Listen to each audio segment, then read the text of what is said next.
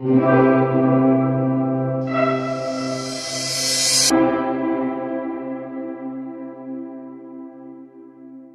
les copains. Alors, on se retrouve aujourd'hui pour une vidéo bilan. Petit bilan de notre début de vie nomade. Voilà, notre début d'aventure. Donc ça démarre de l'Andalousie jusqu'à Valence. Donc on va vous donner nos retours sur différents thèmes, si ça peut vous aider. Voilà, ça va aller de l'essence, à comment se garer, les visites, un petit peu tout ça. Et ouais. Nos coups de cœur, nos coups de down, on va dire, nos up and down. et voilà. Voilà. C'est parti. On s'excuse par avance pour la qualité du son de cette vidéo. Malheureusement, on n'avait pas pris en compte le fait qu'on était juste au bord d'une route passante. Désolé. Alors, concernant le gaz, nous on a opté pour Cepsa. Donc une bonbonne de 13 kg de Cepsa avec le détendeur qui va avec. Bon, ça se fait assez facilement. Comme vous avez pu voir dans d'autres vidéos, on a déjà un petit peu bien détaillé le problème. Une fois qu'on est équipé, ça se fait très bien pour changer les bouteilles. Ça se fait assez facilement comme en France. Et c'est cool si vous avez de quoi le mettre dans votre compartiment. Nous on est obligé de le mettre à côté. Alors pour changer les bouteilles, hein, pas de souci. Nous dans notre cas, on va dans la station de Cepsa, on la change. Ça, au moment où il était, ça nous a coûté à peu près 20,50 € la recharge. Voilà. Alors pour plus de détails, vous pouvez aller voir nos deux autres vidéos qu'on a fait sur ce sujet. Alors, qui dit nomade, qui dit fourgon, dit parking. Bah oui, il faut bien qu'on se pose pour faire dodo. Nous, c'était vraiment les premières fois qu'il fallait qu'on cherche et qu'on trouve des endroits où stationner pour faire dodo. Tout le monde nous a parlé de The Application Park4Night, donc on a été direct dessus et on a fait tout avec. Vraiment, on n'a eu aucun problème. Donc on a stationné sur des parkings en plein cœur de ville, notamment à Burgos quand on est descendu. On a stationné au bord de la plage à Cadix, ça c'était carrément top. Après bien sûr on a eu besoin des services, donc l'eau, le dégazage de la cassette. Donc là pareil on regardait sur Park4Night, donc on a eu par exemple des endroits gratuits tels que Rota où il y avait tout à disposition. Après, quand on avait besoin d'un peu plus de confort, comme par exemple quand on est tombé en rate de gaz, on a souhaité avoir l'électricité, les douches pour se faire un peu du bien au moral. Donc là, on a eu des choses payantes telles que Sanlúcar. Et après, de notre propre envie, des fois, on avait envie d'aller dans des trucs un peu plus sympas. Donc on s'est fait un beau camping à Valence. Mais après, on a fait beaucoup de parkings divers et variés.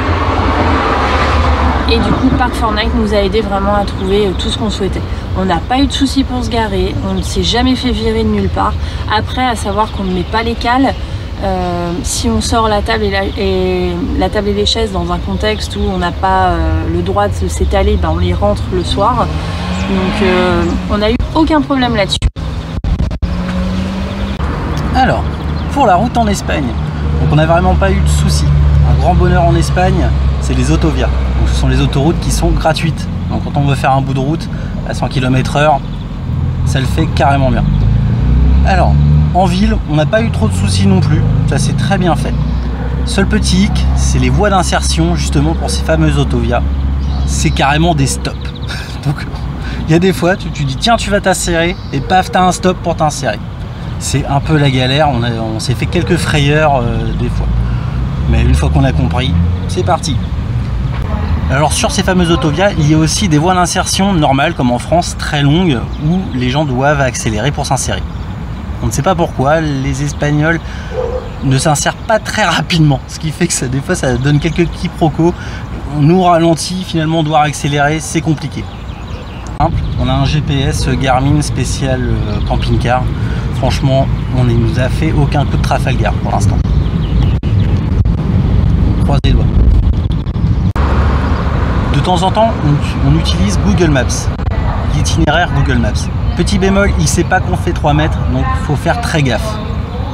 Donc finalement, petit résumé, on a roulé pendant 2 mois en Espagne, dans les routes du sud de l'Espagne. On n'a pas eu de soucis particuliers.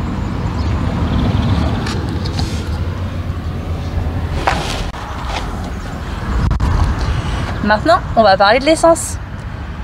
Vous le savez bien, en Espagne, le point fort positif, c'est que l'essence est moins chère. Donc, au moment où on va publier cette vidéo, c'est un peu litigieux. Mais quand on est arrivé dans le sud de l'Espagne, c'était top. Donc les prix avaient nettement baissé.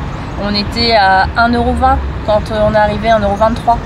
Mais on s'est vite rendu compte qu'en Espagne, il faut quand même faire gaffe parce que vous pouvez faire 200 mètres et le prix d'une station à l'autre peut varier de 30 centimes. C'est un truc de dingue.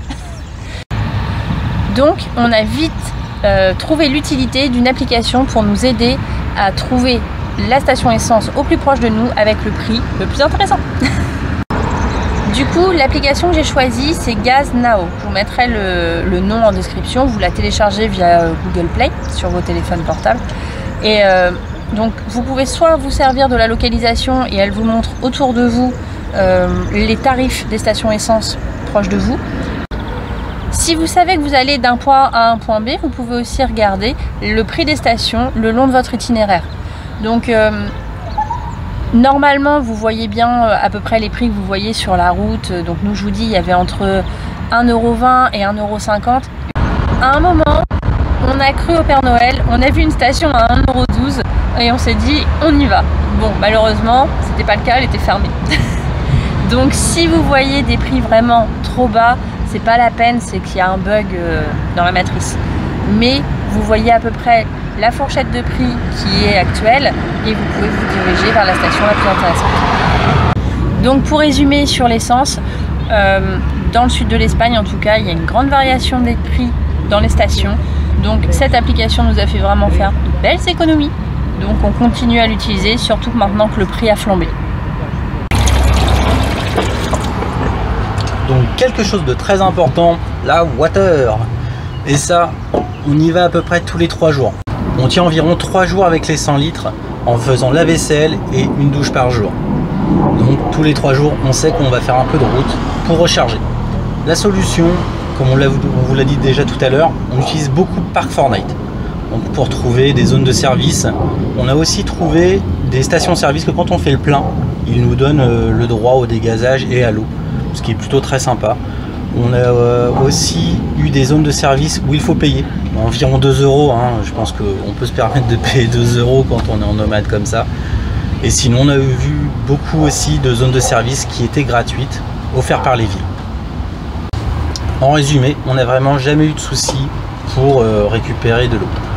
Il y aurait vraiment qu'en extrême galère qu'on irait dans des fontaines dans les villes, mais ça n'a pas été notre cas pour l'instant. Alors, petite chose, la langue espagnole. Donc voilà, une langue chantante qui va très vite. Très vite. Donc les Espagnols parlent très vite. Même si je parle un petit peu, souvent c'est compliqué. Mais je parle plutôt bien anglais, donc là on arrive toujours à trouver une solution pour se faire comprendre. Sur les 2 mois qu'on a fait l'Espagne, on n'a vraiment pas eu de soucis pour se faire comprendre et comprendre les autres. Il y a juste un petit bémol, avec le masque, c'est un petit peu plus compliqué, on voit pas les intonations. C'est trop relou ça. C'est relou. Autre chose aussi, on a besoin d'internet, on est assez connecté pour justement diffuser des vidéos, pour nous regarder quelques vidéos aussi.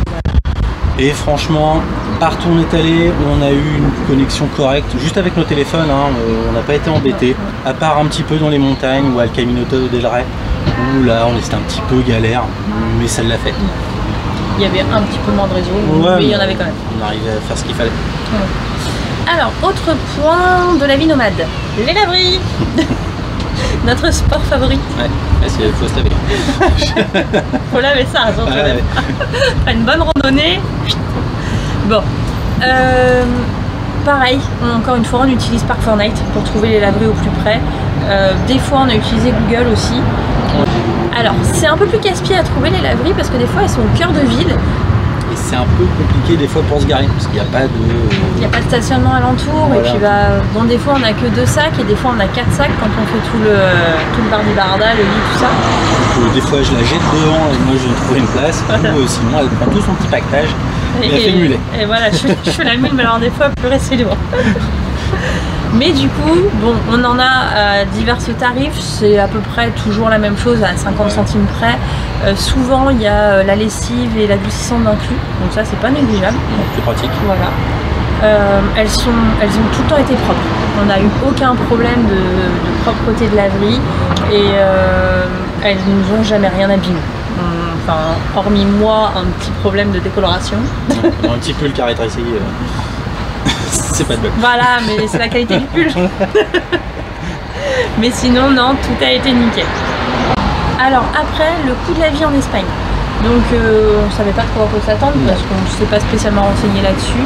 On a trouvé tous les prix. Les supermarchés c'est un petit peu moins cher, mais après si vous prenez des produits français, du coup bah, c'est un peu plus cher. Voilà. Donc oui, des fois il y a des surprises.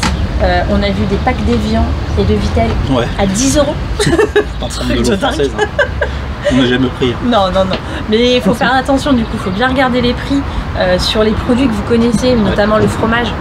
Normands que nous sommes, qui font le fromage. Faut pas prendre les marques françaises. Concernant les bars, restos, alors pour les bars, c'est quand même moins cher qu'en France. La binouse, c'est pas mal. C'est peu cher. Prendre la binouse locale. Sandoria aussi, enfin Tinto de Verano. Tinto de Verano.